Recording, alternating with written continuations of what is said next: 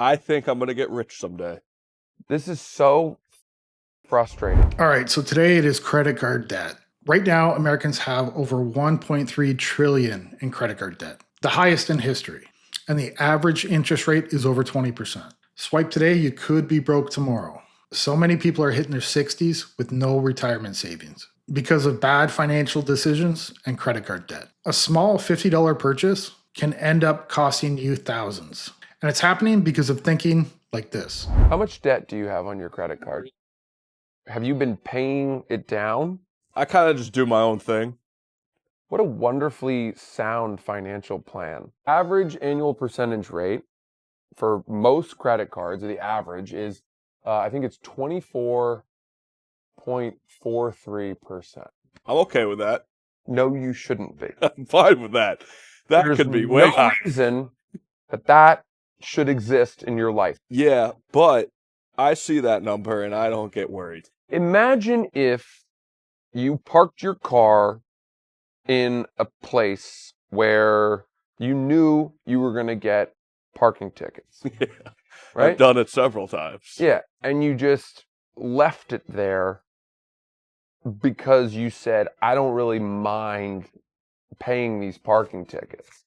But there was a way to park your car in a place nearby that still costs a little bit of money, but you were never going to get parking. Can I tell you why I don't mind that much? Why? I think I'm going to get rich someday. This is so frustrating. It's easy to laugh off that interest rate when you think you're going to be rich someday. High interest isn't going to wait for that big break. Every month, that balance compounds, and the longer you wait to get rich, the more money the credit card company is taking away from your future. Even if you hit it big later, a $10,000 balance at 25% interest, $2,500 a year. It's money you'll never see again. That's no joke. That's somebody else's retirement plan funded by you. Is anyone else's, when you get stressed about money, is your favorite way to deal with that stress about money to spend money? I don't know what my problem is. I bet if I talk to a therapist, my therapist would say, oh, you're doing that so you can feel in control, because stressing about money, you feel out of control, so you do that to feel in control. And I'm like, yeah, got it. But why? And then they would probably say, well, you're probably doing some level of self-sabotage, which I would say hurtful and then true. Anyway, you guys want to go spend some money with me? Years ago, I was in a job I absolutely hated. I was required to work around 60 hours a week, rotating shifts, and I would spend on things I didn't need. It really didn't matter what it was. I just wanted to spend. For some reason, spending was a distraction, but really for only a short amount of time. It didn't matter if I paid cash or charged it. That feeling was gone so quickly, and it only made the situation worse. This next clip looks at the average credit card debt by income. Median household income of $20,540, average credit card debt balance of $3,630. And then next up, median household income of $43,240, average credit card debt balance of $3,840. Median household income of $70,260, average credit card debt balance of $5,950. Now, we do break six figures, and I don't understand why anyone above six figures in income would be carrying a credit card debt balance.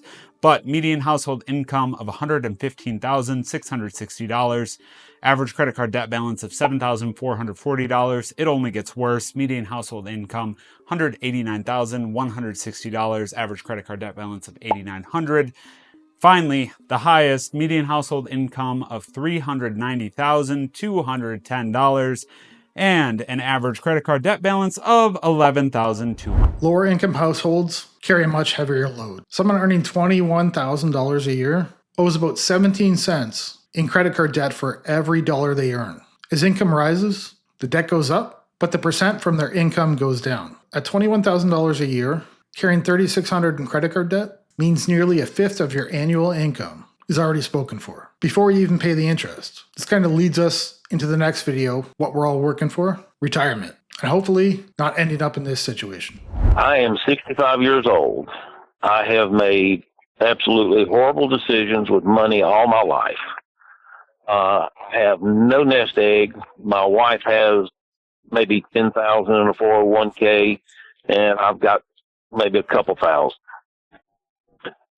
We have started the step. Just last payday, we got our $1,000 emergency fund paid, and we also got $200 paid down on our smallest unsecured debt. So now it's only $150 left. I've got 2 other credit cards, and a mortgage. Total debt, including mortgage, is $137,000. If you are younger, let this be a lesson. The decades fly by. Start small today. Automatic contributions, paying off high interest debt, because catching up in your 60s is much harder than starting in your 30s. If you're one of those people that need to spend for whatever reason, consider investing instead.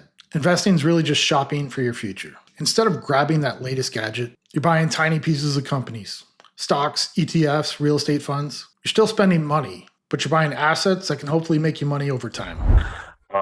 The mortgage is a 15-year fixed rate. It's set up to be paid half a payment every 2 weeks. So in 12 months, I've actually paid 13 payments instead of 12. And since we don't have anything lined up for retirement, I'm trying to figure out what would be the best way for me to go. Make sure I get out of all debt with everything I've got. I found out that if I pay just $425 towards my principal each month, I can have it paid off in 5 years. What's the balance on your mortgage? 15. Okay. Well, you're scheduled to. How long are you into the 15 year? 8 months. Okay, so it's a brand new mortgage. All right.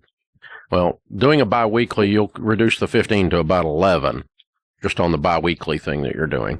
Most people pay their bills once a month, but if you switch it to bi-weekly payments, you're making one extra payment every year. That small change can knock years off your debt and save you thousands in interest without really feeling it. That has the same effect of paying an extra payment a year, as you said, because 26 halves is 13 wholes. And so you end up with an extra payment a year. And so that's cool. So you've got $22,000 in other debt. Okay. Are you both working still? Yeah. I'm sorry? Yes, sir. What do you make? The 2 of us together will make about $105,000. Good news. Okay. We've ever broke 100,000. Good for you. Okay. Well, what I would do is just leave the biweekly mortgage alone, let it run, and let's work the baby steps. Your $1,000 is there. Baby step 2 is listing your debts smallest to largest, the $22,000. You need to be done with that in under a year. Well, we can have the unsecured debt, which is minus the mortgage minus the car, done in 3 months. Okay, that's good. And so the car is the bulk of the 22 then? Yes, sir. Okay. It's $15,600. Yeah.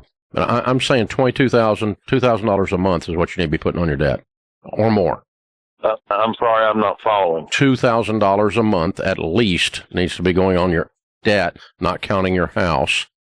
That's 24 grand a year. So what David be done in a year, and 24,000 out of 105, you got plenty of room to eat. That's a rough situation to be in at 60. But half of Americans over 55 have no retirement savings. Credit card debt might feel harmless today, but it compounds quickly. It can follow you into your 60s if you're not careful. Start early, pay more than the minimum, consider bi-weekly payments, and think of investing as smart spending for your future.